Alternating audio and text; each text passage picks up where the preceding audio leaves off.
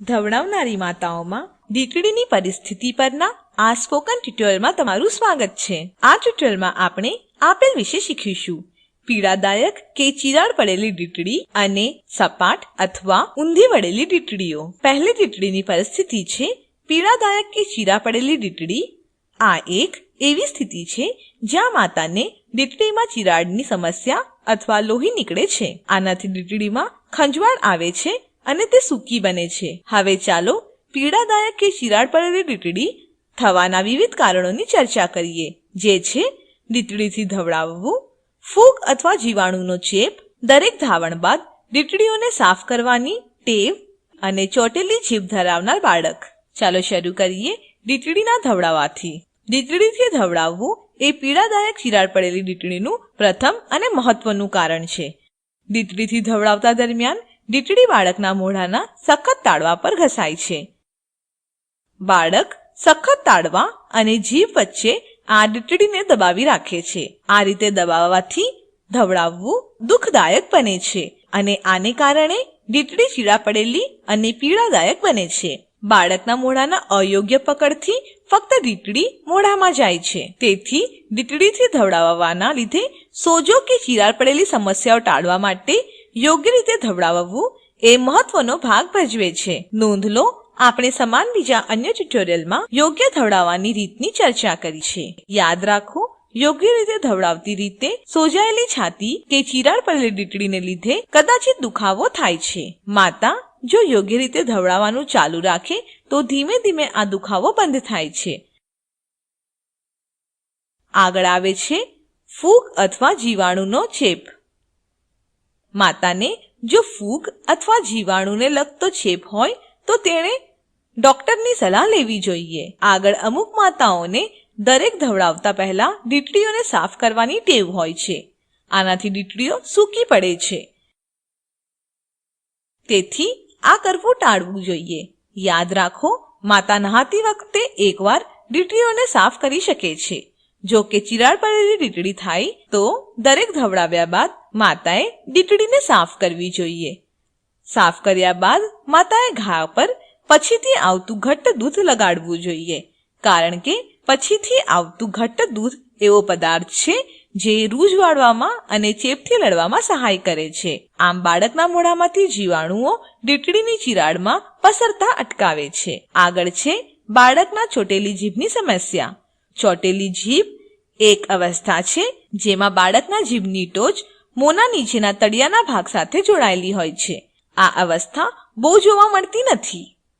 સામાન્ય રીતે ચોટાયેલી જીભ ધરાવતું બાળક દીકરીથી ધાવે છે। બાળકને જો ચોટાયેલી જીભની સમસ્યા હોય તો માત્ર યોગ્ય ધવડાવવાની રીત પૂરતી નથી અને શસ્ત્રક્રિયાની જરૂર પડે છે। આવા કિસ્સાઓમાં માતાએ હંમેશા ડોક્ટરની સલાહ લેવી જોઈએ। હવે ચાલો સોજાયેલી કે ચીરા પડેલી દીકરી માટેની સારવારની ચર્ચા કરીએ। માતાને જો સોજાયેલી કે ચીરા પડેલી દીકરીની સમસ્યા હોય તો સ્વાસ્થ્ય કાર્યકરે માતાની છાતીની અને દીકરીની તપાસ કરવી જોઈએ। માતાને ધવડાવતા પહેલા પોતાના હાથેથી છાતીમાંથી થોડું દૂધ કાઢવા માટે કહેવું જોઈએ। તેનાથી છાતી નરમ થશે અને બાળક સરળતાથી જોડાશે। આ દૂધના નિકાલથી ચેપનું જોખમ દીકરીના ચીરા અને પીડાદાયક ગાંઠની સમસ્યા પણ ઘટાડશે। ત્યારબાદ માતાને તેના બાળકને છાતીથી યોગ્ય રીતે જોડાણ કરવા માટે માર્ગદર્શન આપવું જોઈએ। વારે ઘડીએ ધવડાવવાની પ્રક્રિયા એ છાતીના દૂધનો પુરવઠો નક્કી કરે છે, તેથી માતાએ ધવડાવવાનું રોકવું ન જોઈએ। ધવડાવતી વખતે માતાએ ઓછા દુખાવાવાળી છાતીના બાજુએથી ધવડાવવાનું શરૂ કરવું જોઈએ। ધવડાવવું હજી પણ જો પીડાદાયક હોય તો તે પોતાના હાથ વડે દૂધ નીકાળી શકે છે અને બાળકને ચમચીએ અથવા કપ વડે પીવડાવી શકે છે। એ સાથે જેમ અગાઉ ચર્ચા કરી હતી, દરેક ધાવણ બાદ અસરગ્રસ્ત ભાગ પર પછીથી નીકળતું ઘટ્ટ દૂધ લગાવો। યાદ રાખો, સોજાયેલી કે ચિરાડ પડેલી દીકરીઓ પર તેમજ તંદુરસ્ત દીકરીઓ પર પણ દર્શાવેલી વસ્તુઓ ન લગાવો। સાબુ, તેલ, લોશન, બામ અને અત્તર તેમાં બળતરાયુક્ત પદાર્થો હોઈ શકે છે। માતાને જો સોજાયેલી કે ચિરાડ પડેલી દીકરીની સમસ્યા હોય તો તેથી સ્થિતિ વધુ ખરાબ થશે. ગંભીર પરિસ્થિતિઓમાં માતાએ ડોક્ટર અથવા આરોગ્ય કાર્યકરનો સંપર્ક કરવો જોઈએ. સોજાયેલી કે ચિરાડ પડેલી દીકરીની સમસ્યાને રોકવા માટે બાળકના જન્મ બાદ તુરંત જ ધવડાવવાનું શરૂ કરવું. ધવડાવતી વખતે હંમેશા ખાતરી કરો કે બાળક ઊંડાણપૂર્વક જોડાયેલું હોય. દીકરીની અવસ્થા જે આપણે આગળ ચર્ચા કરીશું તે છે સપાટ અથવા ઊંધી વળેલી દીકરીઓ. સપાટ દીકરીઓ એરિયોલાના સ્તનથી બહાર નીકળેલી હોતી નથી, જ્યારે કે ઊંધી વળેલી દીકરીઓ સામાન્ય રીતે અંદરની બાજુએ વળેલી હોય છે. માતા માટે એ હકીકત સમજવી ખૂબ મહત્વની છે કે ધાવણ માટે સપાટ અથવા ઊંધી વળેલી દીકરીઓ એ અડચણ નથી. જો કે યોગ્ય ધાવણ કરતી વખતે બાળક એરિયોલાથી ધાવે છે, ન કે દીકરીઓથી. નોંધ લો, સપાટ અથવા ઊંધી વળેલી દીકરીઓના કિસ્સામાં પ્રસૂતિના પહેલા અઠવાડિયામાં માતાને મદદની જરૂર છે. આ સમયગાળા દરમિયાન સ્વાસ્થ્ય કાર્યકરે માતાને યોગ્ય ધવડાવવાની રીત વિશે માર્ગદર્શન આપવું જોઈએ. તેનાથી તેનો આત્મવિશ્વાસ વધશે. યાદ રાખો, માતાને જો સપાટ અથવા ઊંધી વળેલી દીકરીઓ હોય તો અસરકારક જોડાણ માટે શ્રેષ્ઠ પકડ છે ક્રોસ ક્રેડલ પકડ. ફૂટબોલ પકડ અને અર્ધ ટેકાવાળી સ્થિતિ.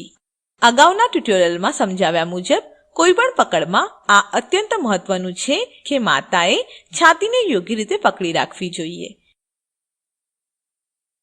જ્યાં બાળકના હોઠ અને માતાની આંગળીઓ સમાન દિશામાં રહેશે. નોંધ લો, અયોગ્ય ધવડાવવાની રીતના કારણે સોજાયેલી દીકરીની સમસ્યા થશે. યાદ રાખો, દૂધની બાટલી અથવા દીકરીના કવચનો ઉપયોગ કરવો નહીં. આનાથી બાળકને સપાટ અથવા ઊંધી વળેલી દીકરીવાળી છાતીથી ધાવવામાં મુશ્કેલ રહેશે. માતાએ બાળક સાથે ભરપૂર ચામડીથી ચામડીનો સંપર્ક સાધવો જોઈએ. આનાથી માતામાં ઓક્સિટોસિન હોર્મોન વધવામાં મદદ મળે છે અને છાતીનું દૂધ સરળતાથી બહાર આવે છે. હંમેશા યાદ રાખો, યોગ્ય રીતે ધવડાવવાની રીત એ મોટાભાગની આવી દીકરીની સ્થિતિ ટાળવા માટે મહત્વની વાત છે. ધવડાવનાર માતાઓમાં દીકરીની સ્થિતિ પરના આ ટ્યુટોરિયલનો અહીં અંત થાય છે. IIT બોમ્બે તરફથી ભાષાંતર અને રેકોર્ડિંગ કરનાર હું જ્યોતિ સોલંકી વિદાય લઉં છું. જોડાવા બદલ આભાર.